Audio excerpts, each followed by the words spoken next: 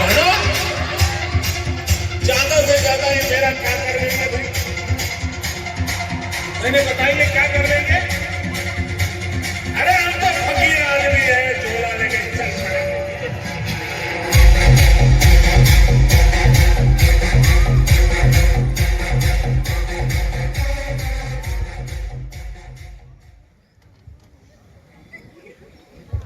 ભાઈઓ બહેનો, પહેલા તો આપ સર્વને 26મી જાન્યુઆરીની શુભકામનાઓ.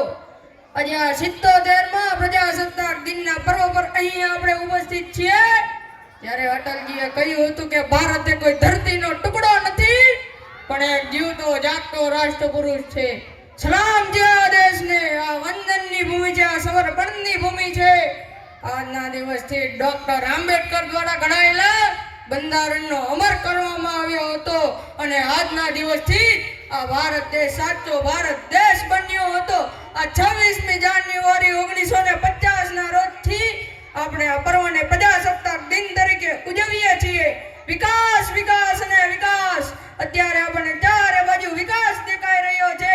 જ્યારથી ભાજપની સરકાર આવી છે ત્યારથી આપણો દેશ વિકાસની ગતિને પામ્યો છે અને ભારત દેશ વિશ્વગુરુ બનવા જઈ રહ્યો છે. હજુ દેશનો